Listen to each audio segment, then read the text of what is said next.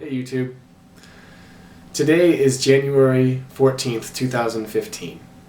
The day that the Watchtower officially appealed a decision that was made against them in court about 2.5 years ago.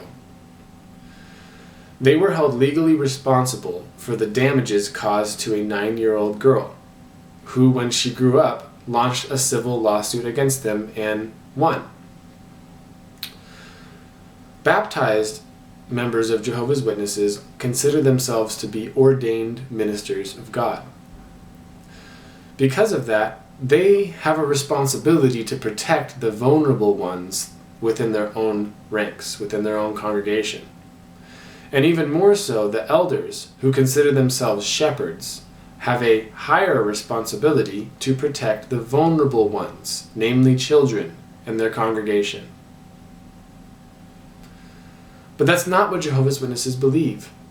Jehovah's Witnesses believe that the elder's responsibility and the ordained minister rank and file's responsibility ends if there are not 2 eyewitnesses to a crime that has been committed within their ranks. If someone steps forward and tells an elder that they've been abused by a person in the congregation, the elder will find out whether or not there has been 2 eyewitnesses to the crime. And if there hasn't been, he absolves himself from responsibility. He says, it's not my responsibility to do anything.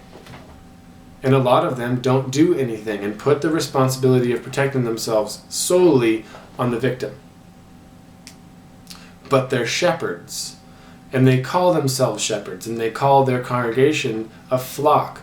And because they're shepherds, they have a responsibility to utilize all avenues, to use all means necessary to protect the children in their congregation.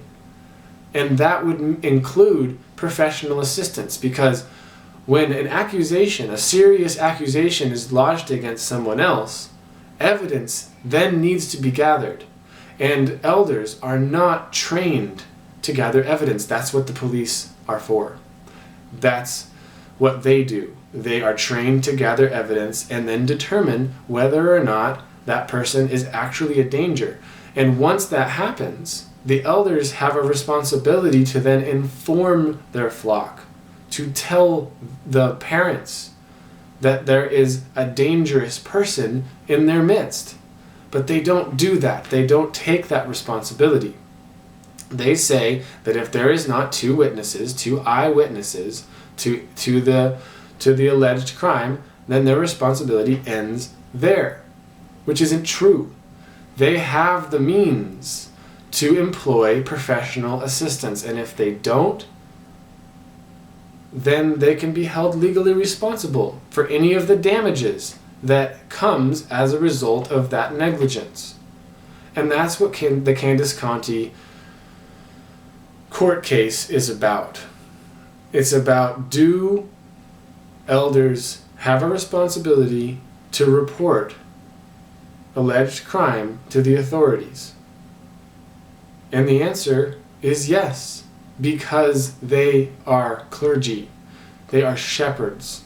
Now, a lot of Jehovah's Witnesses will say that there's no such thing as clergy within the Jehovah's Witnesses, but that's not true. Their elders do enjoy the privileges of the clergy class. And that puts them in a unique position in order to protect their congregation, because they're going to be privy to information.